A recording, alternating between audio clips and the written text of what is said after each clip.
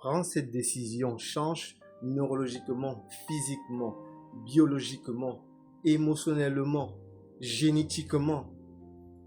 Quand vous décidez et vous dites c'est terminé, je passe de l'autre côté. Décider d'abord, c'est la clé. À partir du moment où vous prenez cette décision-là, vous allez voir que tout ce que vous avez eu à faire va changer. Et quand je parle de tout, je parle de tout. Le problème, c'est quoi? Beaucoup de personnes restent, ils passent le temps à faire des visualisations et ils pensent qu'en visualisant, ils vont être assis là et les choses vont se faire. Non, vous visualisez les choses, mais après la visualisation, vous devez passer à l'action.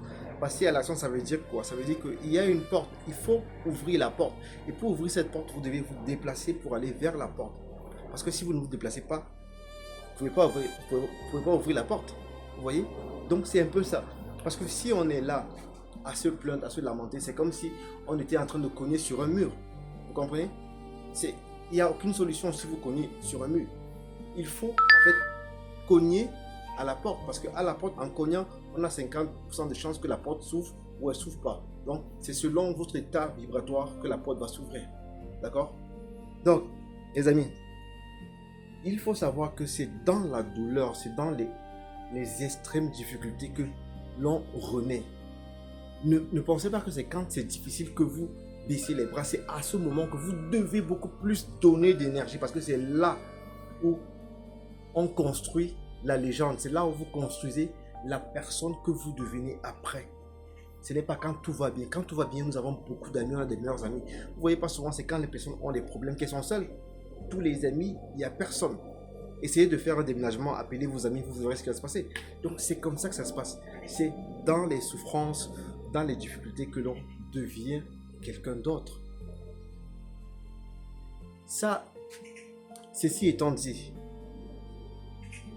quand tu commences maintenant à maîtriser ton subconscient, quand tu commences à savoir comment est-ce que fonctionne la vie, ce que tu fais c'est quoi? Tu passes maintenant à ce qu'on appelle la répétition. Donc tu répètes, peu importe ce qui se passe dans la journée. Dans la journée, si tu as passé des moments difficiles, compliqués, des tourbillons de problèmes, c'est pas important. Tu dois toujours avoir pensé au moment, c'est-à-dire le petit moment où il y a eu de la chaleur avec, je sais pas, avec une personne où tu as accroché, petit moment où il y a eu un sourire, le petit moment où tu as pu prendre, je sais pas, un bon chocolat chaud. Donc ça, tu dois, c'est-à-dire parler de ça le soir quand tu rentres et tu dois parler de ça de façon gratifiante à la nature, à l'univers.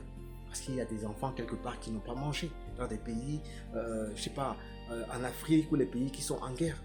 Vous voyez, c'est super important la reconnaissance du peu que l'on a. Parce que quand vous êtes reconnaissant du peu que vous avez, la nature, pour la nature, le message que vous lui envoyez, c'est que malgré tout ce que vous avez vécu comme tourbillon, vous êtes toujours dans l'abondance, vous êtes toujours dans la reconnaissance, dans la paix, la joie. Et l'univers fera tout pour vous envoyer doublement, en centuple.